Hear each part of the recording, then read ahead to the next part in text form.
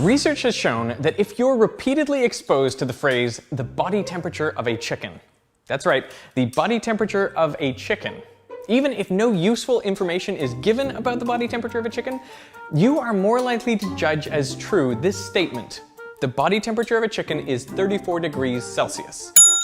It's not, by the way, it's actually closer to 41. But this finding highlights an important aspect of our psychology that plays a huge role in how we see the world. The things we're exposed to repeatedly feel more true. Now, the way this seems to work is through a mechanism called cognitive ease. Cognitive ease is a measure of how hard your brain is working, from easy, like when you're scrolling through Facebook, to hard, like if you're trying to multiply 14 times 37 in your head. Things that are true generally elicit cognitive ease, like fire is hot, Earth revolves around the sun, dogs have 4 legs, and so on. Not only do these things feel true, they also feel familiar, effortless, and they feel good. All of these are outcomes of cognitive ease. Now, the trouble arises because cognitive ease can be artificially created in other ways. One way is just by repeating the stimulus. In a classic experiment at 2 Michigan universities, experimenters took out ads in the school newspapers. Each ad consisted only of one of these nonsense words. Cardiga, Sarisic, Baiwani, Nansoma, Iktitaf. They were printed with different frequencies. One word appeared in the paper only once, while others appeared 2, 5, 10, or 25 times. The word frequencies were reversed at the other university. At the end of the experiment, researchers sent out questionnaires asking people to rate the meaning of each of these nonsense words on a scale from "it means something good" to "it means something bad." And the findings were clear. The more frequently the word had appeared in the newspaper, the more people felt it meant something good. So with enough repetition, even a nonsense word comes to feel familiar. It triggers cognitive ease and overall feelings of goodness. Experiments have shown that this also works when showing English speakers Chinese characters or even random shapes. And the finding is even more general than that. Songs are judged more favorably after you've listened to them a bunch of times than on the first listening, and participants looking at yearbook photos judge the people in the photos as more likable after seeing that photo more times. That brings up the question, what are the Kardashians famous for? Depending on who you ask, you may find that they're famous for nothing or just famous for being famous, but really they are famous for exactly the same reason anyone is famous, and that's because you've heard their names and seen their faces over and over again. Now, they are familiar, you have experience with them in the past, and therefore they are processed with cognitive ease, which also feels good. This is at the core of the advertising industry, the idea that repeated often enough, even brown carbonated sugar water seems really appealing. But maybe it shouldn't be surprising that repeated stimuli are perceived more favorably. After all, our brains have evolved to identify threats, and anything novel is a potential threat. But if after repeated exposure nothing bad happens, it becomes familiar and comfortable and therefore a sign of safety rather than a threat. And this general phenomenon extends beyond humans. Chicks who were played a tone when they were in the egg later made fewer distress calls when the same tone was played to them as chicks. But repetition is not the only way to create cognitive ease. Images with higher contrast are perceived by the brain with more cognitive ease, making them feel good, which explains most of the Instagram filters. In another study, people who were shown images where the outline was projected quickly and imperceptibly before the image, they started to smile and they relaxed their brows as measured by electrodes on these muscles. Videos with bad audio quality and low contrast create cognitive strain as you try to figure out what's going on, possibly searching for threats. You may not have noticed just now, but your brows probably furrowed and your mouth started to frown, which is why we prefer high contrast video with crisp audio. And the same applies to text. So which of these statements do you think is true? Well, actually, it's a trick question. He was born in 1879. But studies have shown that people will often choose the more legible answer. Nice, contrasty, bold text is easier and quicker to read. It's handled with more cognitive ease and is therefore judged to be more true. Lawyers with easily pronounced last names are overrepresented higher up the chain in law firms, even controlling for rarity and ethnicity of the names. And even companies that have pronounceable abbreviations on the stock market outperform those with unpronounceable tags, which you'll be happy to know if you have stock in those companies. And being happy, in fact, that makes you more likely to experience cognitive ease as well. This in turn makes you more intuitive. Try this. What connects these 3 things? Cottage Swiss cake. All English speakers recognize a unique solution: cheese. How about sky bulb high? The answer is light. Now, not all sets of 3 words share a connection, of course, but what's amazing is experiments have shown people can determine whether they do or not in only a few seconds, long before they figure out what the actual association is. This is due to the sensation of cognitive ease. Somewhere deep in the brain, these associations cause a flicker of recognition, which feels pleasant. It's the same reason why people say to go with your gut on multiple choice tests if you're not exactly sure of the answer. Now, is this true or false? All roses are flowers. Some flowers fade quickly. Therefore, some roses fade quickly. Yeah. I would say that follows. One would think it would be true. But I got a feeling it's not. The actual answer is false. Roses aren't necessarily the some flowers that fade quickly. A test using a similar set of 3 questions found that 90% of people made at least one mistake when the questions were printed clearly. But when the test was printed like this, the error rate dropped to 35%. Making the test harder to read actually increased the accuracy of results. This is because the illegible text creates cognitive strain, forcing your brain to work harder, and that helps avoid the pitfall of jumping to the intuitive but wrong answer. Cognitive ease is useful for being creative and intuitive, but it also makes you more gullible. So for the written part of your driving test, going with your gut is probably a good strategy. But in areas like physics, where the answers are counterintuitive and there are many common misconceptions, it's important to be more skeptical. This vigilance takes effort, and it's also associated with being unhappy. Have you ever noticed that some of the best scientists and analytical minds are grumpy and suspicious of everything? I mean, I think this could be more than just poor social skills. It may be essential for them to do their job. And this is a paradox of learning and critical thinking. Cognitive ease is pleasant. It is effortless, familiar, and it really does make you more creative and intuitive. But it can also trick you.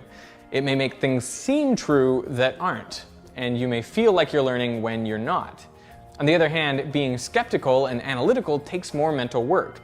It's more confusing and it doesn't feel as good, but it's the best way to separate fact from fiction. Now, you might think that the point of this video is to say that we all need to think critically more often, but that's not it.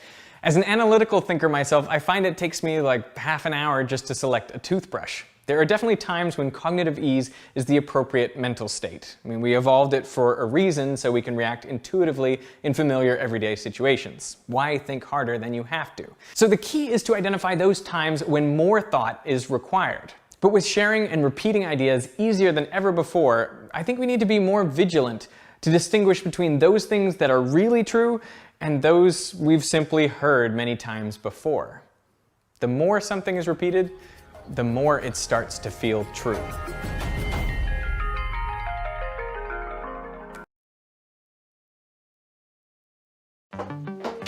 Okay. This is going to piss some people off. Some of you are going to turn your backs on me forever. Sorry to see you go. I have to tell you this reality. I have not shampooed my hair for 5 years. And yet those 5 years have been some of the best 5 years of my hair's life. No more itching, no more oily hair, no more dandruff flakes, just normal hair that does weird stuff sometimes, but is generally happy. Let me explain. Go ahead, take a good look. I know everyone's already doing it anyway. Look at my hair. I've never felt so conscious about my hair because I'm talking about it.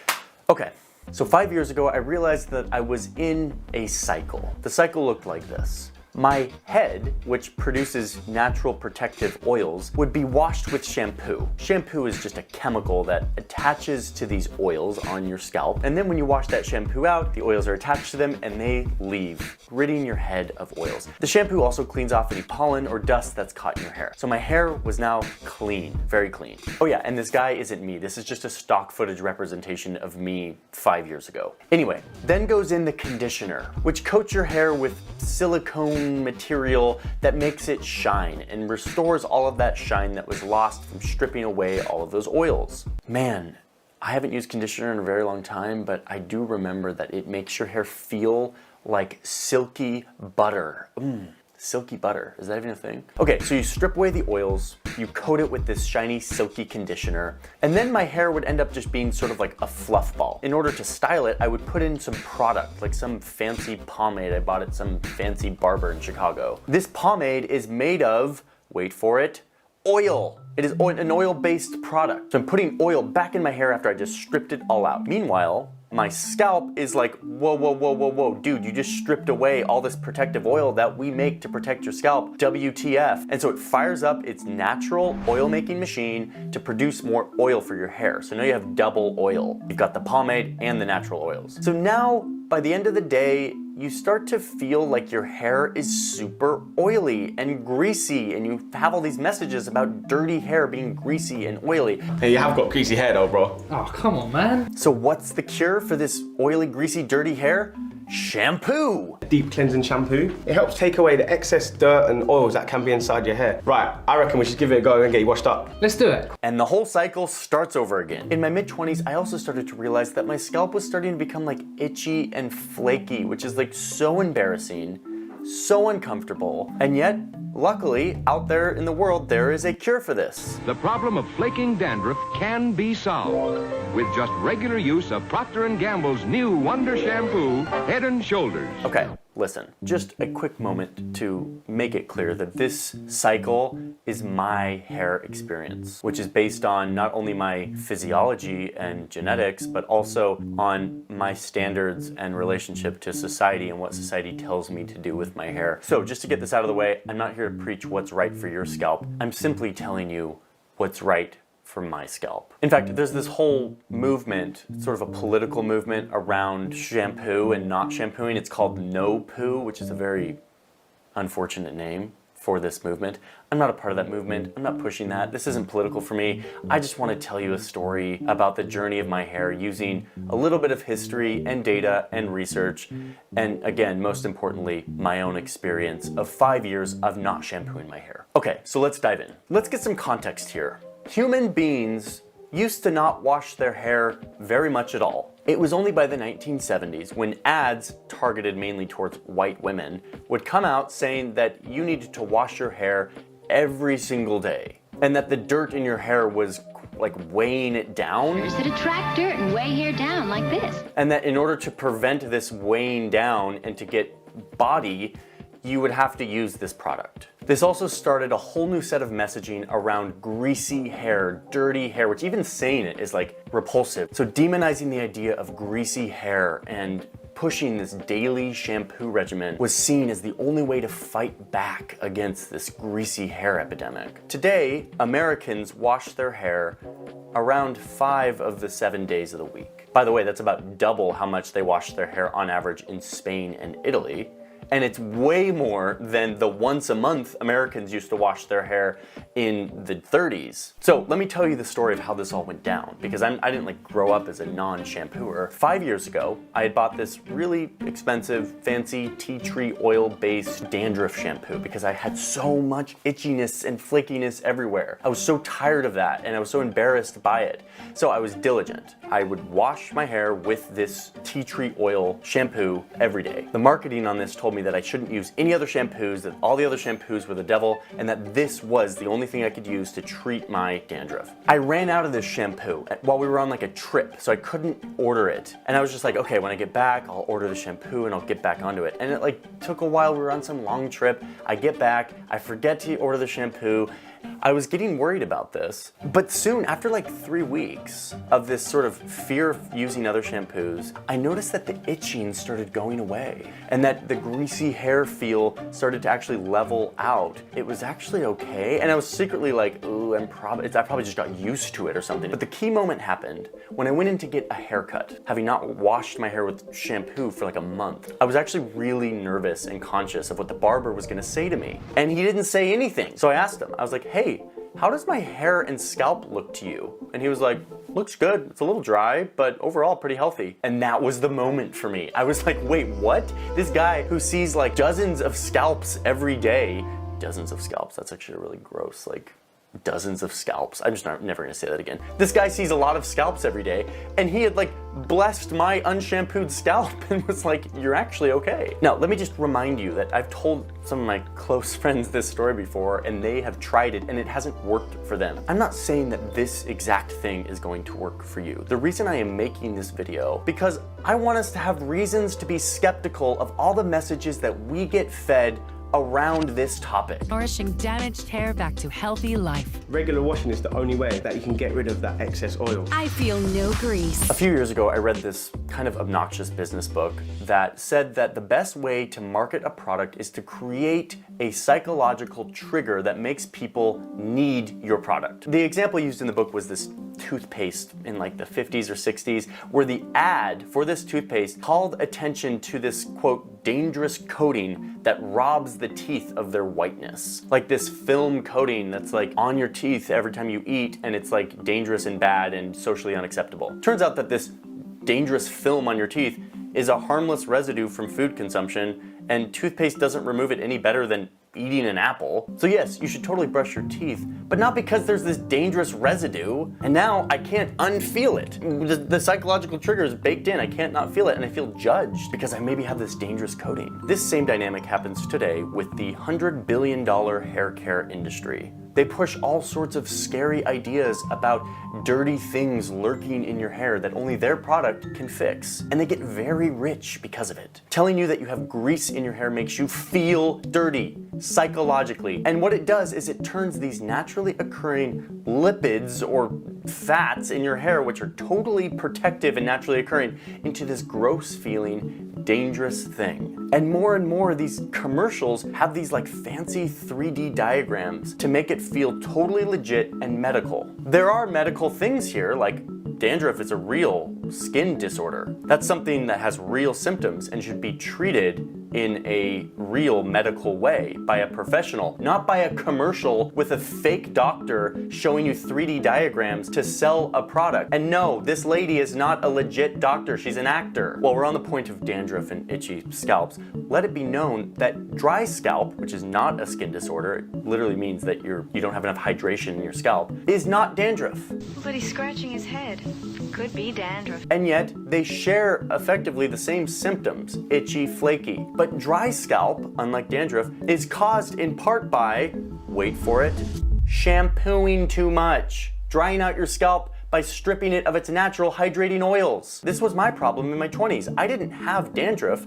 I thought I had dandruff because I was shampooing my hair too much and it was drying out my scalp and making it dry and flaky. All of this gets conflated when corporations present their advertisements as legit science that's meant to help you feel better. But let's just quickly say it like it is. The only thing they're doing is trying to sell you a product to make sure that you feel like you need it as much as possible. Where this becomes totally below the belt, in my view, is when these commercials tell the story of how you will be socially ostracized if you don't use their product. Use Head and Shoulders every day. And this gets to the last point I want to make here, and potentially the biggest reason why I made this video. I don't care about you shampooing your hair. You probably should. You need to determine that on your own. But let us just recognize that we are social animals. We live and die by what others think of us. We strive to be accepted by the group at any cost. And my big fear here is that we have given the power of what we need to do to be accepted to these big corporations, these giant machines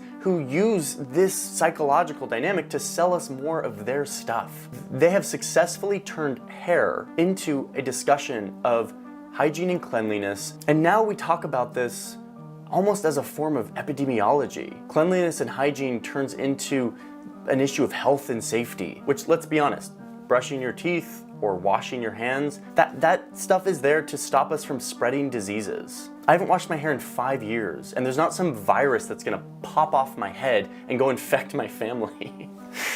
Oh, that's a very strange image. Head virus.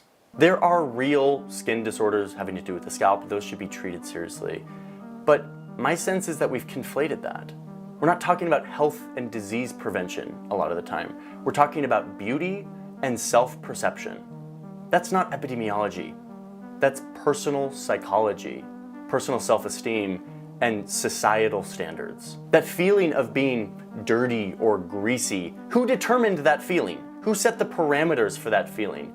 It's not nature. It's not epidemiology. If you had been born 50 years ago, you wouldn't have that same feeling of being greasy. It's not natural. And even in 2021, if you were born in Spain, you would less likely have that feeling of just being dirty that drives you to consume more and more of these products, which helps you build the nearly $100 billion hair care industry, a huge portion of which is owned by just 3 companies, L'Oreal, Procter & Gamble, and Unilever, which find a million ways to feel like you are dirty, you are undesirable, and if you don't use their product, you will be ostracized from society. Just look at these commercials. What's wrong? Take off your hat.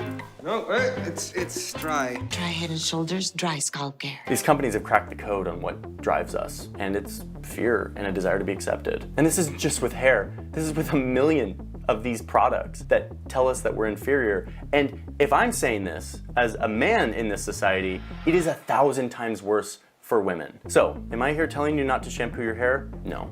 Do whatever you want. You have a totally different hair experience than I do. I'm sure stopping cold turkey like I did probably isn't the right choice for you. All I'm asking you is to scrutinize your standards and who is in control of the narrative of what clean even means. Okay. That's that. Now, let's see an example of someone unaware that he has been brainwashed.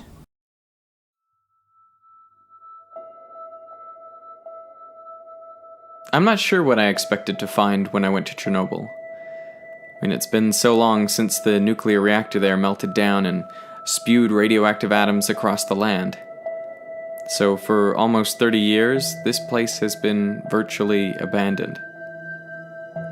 These days, workers are allowed into the zone, but only for 2 weeks at a time. And that's not because the radiation levels are too high, it's actually for psychological reasons. More than 2 weeks in a place like this will apparently make you think strange things. And I was only here for 4 days, but I started to think about rocks. Yeah, rocks. Rocks appear to be permanent. I mean, I know that they aren't. Mountains are constantly eroding, and in places the crust is melting back into the mantle. Rock obviously isn't permanent, but on the scale of a human life, it is. And people have recognized that fact. Rocks are permanent for thousands of years, and I think that's what makes them important to us. I mean, a diamond is forever. We build these monuments out of rock because they will outlast us and virtually every other material we can think of. Our modern structures of metal and glass are just rock refined by our ingenuity. Rocks are both practical and symbolic. We seek to identify ourselves with rocks. We carve our heroes in stone because we want them to last forever. And there's a way in which we want that kind of permanence for ourselves too. I think it's at the core of the desire to scratch your name into stone, put your initials in wet cement, really man-made rock, or fasten a padlock to a bridge. In this way, we try to push our impermanence from our minds. The monuments, statues, bridges, they give us a sense of continuity, stability, that this is the way it is and the way it's always been. Like the way we first conceived of stars, static, unchanging, eternal. And this way of viewing the world helps us maintain our greatest delusion. The thought that we are in any way eternal. We want to believe that some part of us, our consciousness or our soul, will last forever. But what do you make of it then when you see stone is not even so permanent? Fallacy number 1. Since stone is more permanent than the body, and stone is not permanent, then the soul or consciousness is not permanent. No support for this argument is given. Walking around Chernobyl, I think it's understandable that I started contemplating not only the permanence of rocks, but also their decay, and by extension, our decay, death, what the world would look like without people. You know, the closest I can come to imagining true nothingness is to picture the universe running really fast in reverse, All the galaxies squeezing closer together, stars expanding back into gas clouds, and everything getting hotter and denser, compactifying until the whole observable universe could fit into a room, and then shrinking further into a tiny point, and then nothing. Fallacy number 2. Everything that exists came from nothing. This completely defies all known science. Let's think about why Derek believed this. Not the nothingness of empty space, but real nothingness, which has no size and no time. To me, that is probably what death looks like. A nothingness so complete you wouldn't even miss it. For that, you'd have to be there. But just as soon as I can form this thought, it evaporates. Like a void in nature, the world rushes in to fill it. And this makes sense because the hardware I'm running has been developed over billions of years, with the only requirement being that it frequently and accurately makes copies of itself. And it would help not in the slightest in the goal of making copies if the hardware could accurately simulate its own non-existence.